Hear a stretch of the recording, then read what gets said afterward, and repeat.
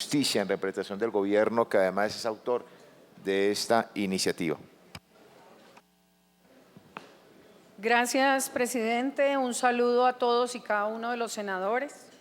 Creo que este proceso ha sido muy interesante y agradezco a cada uno de ustedes desde el primer segundo las inquietudes que han llevado a que hoy estemos aquí, y al presidente también, al doctor Ariel Ávila, que ha llevado esta ponencia al día de hoy. Yo quiero hacer unas aclaraciones importantes en la misma dirección en que apuntaron las preguntas de los senadores y las inquietudes. Creo que es importante entender el tema de reparación integral y de indemnización integral desde un punto de vista particular.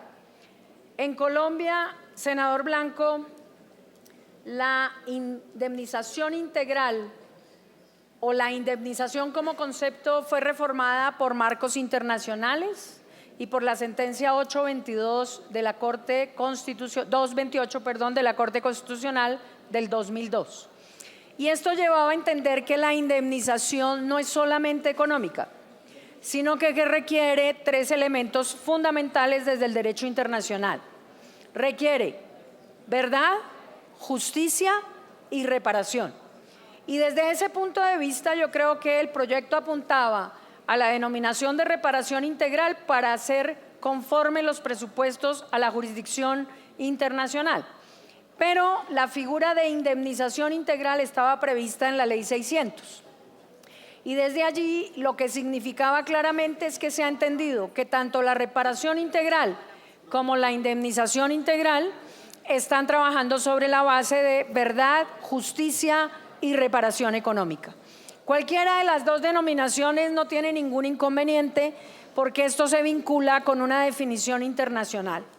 Lo segundo que es importante decir, y senador Blanco, respetando su posición de no firmar la ponencia, sí debería contarle que este es un tema que yo, con 40 años de experiencia en el sistema penal, necesito decirle que la realidad es que el sistema acusatorio le apuntó a estos mecanismos de principio de oportunidad y preacuerdo que no son impunidad. Son la forma de lograr beneficios para la justicia a través de una serie de incentivos que están estipulados en el artículo 324 del Código Penal. Y desde ahí el principio de oportunidad y los preacuerdos lo que buscan precisamente es generar mayor efectividad en la justicia y mayor agilidad. Y creo que desde ese punto de vista hemos sido claros también desde el principio en medios y con ustedes de que esto apunta a reformar 4 artículos en concreto y no toda la justicia en particular. En segundo lugar, agradezco a la doctora Clara la intervención en términos de cuál es realmente la nueva criminología en materia penal, porque esto es lo que se busca con estos incentivos. Ya el criminal no habla en términos de pena, sino en términos de réditos económicos. Y desde ese punto de vista, esta criminología ha buscado diferentes respuestas. Incluso estamos hablando de justicia restaurativa. Y este caso en particular, frente a este articulado, estamos hablando de restaurar a la víctima, de reparar a la víctima, de llegar efectivamente a la víctima, y desde el punto de vista de la eficacia o no eficacia del sistema, significa que sí, tenemos que ser conscientes de que el sistema no está funcionando como queremos. Pero la reforma no le apunta a tratar de solucionar solamente este aspecto, sino la reforma apunta a buscar cómo la víctima obtiene desde el principio reparación, cómo esa restauración es efectiva. Desde ahí es importante también decir que el senador Julián Gallo mencionaba dos puntos importantes, y es ese tema de la decisión criminal. Sin lugar a dudas, la disuasión empieza por los estímulos de la ley en muchos casos. Y sí, las cárceles están llenas de detenidos y de condenados. Y esto nos lleva a entender dos cosas. Cuando nosotros hablamos de un principio de oportunidad, un preacuerdo, tenemos una decisión inmediata. Y tenemos una decisión inmediata que parte del supuesto de que el principio de oportunidad, tal y como está en la reforma, senador, lo tiene efectivamente cada fiscal del caso, que era un tema que se había cambiado en la práctica de la Fiscalía. Hoy lo podrá hacer cada fiscal con un control extra, que es el control de los jueces. Esta decisión del principio de oportunidad no queda al garete de una decisión individual ni de la Fiscalía solamente, sino que se sigue conservando el control, incluso para que se acepten cosas o se confiesen en un momento dado cosas que también generan otro paradigma. Y senadores, yo creo que es importante mirar lo siguiente. Lo siguiente no quiere decir que la Fiscalía deje de investigar, al contrario, para llegar a un preacuerdo o a un principio de oportunidad tengo que tener demostrado probatoriamente que esos hechos que está aceptando la persona que está llegando a la justicia existen. Y por esa razón, cuando se homologa esto a simplemente una decisión unilateral, no es cierto. Los jueces que van a fallar con base en el preacuerdo piden que la Fiscalía les entregue los elementos materiales de prueba para motivar su sentencia. Por lo tanto, no se desestima ni se invalida la investigación como parte del sistema. Y creo que es importante, lo decía la doctora María José Pizarro, el tema de si nos dedicamos a un sistema eminentemente punitivista o no. Pero la discusión en el fondo es que tenemos un esquema que ya está establecido, como lo decía el presidente, desde el año 2004 con la ley 906. Pero esto también servirá para tomar decisiones en política criminal que sí necesitan estudiarse, y los invito a ustedes a que les voy a traer un proyecto que hay frente a ciertas reformas y seamos capaces de dialogar como lo estamos haciendo en términos de un proyecto de país. Ahí el Ministerio de Justicia también tiene un elemento fundamental que apoyo lo que decía el senador David Luna. No nos metamos en la discusión de estos dos sistemas, pero sí trabajemos sobre una afirmación categórica.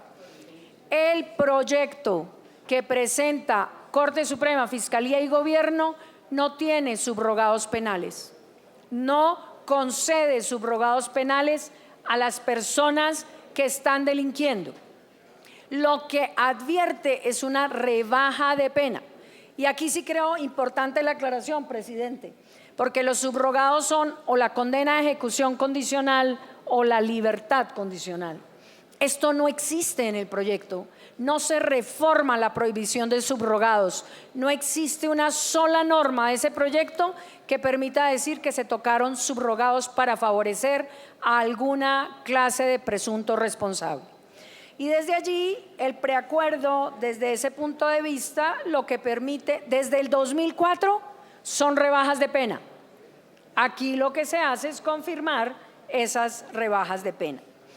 En el tema de las cárceles hay mucho que decir, que no es el momento y lo dejaré para la oportunidad correspondiente.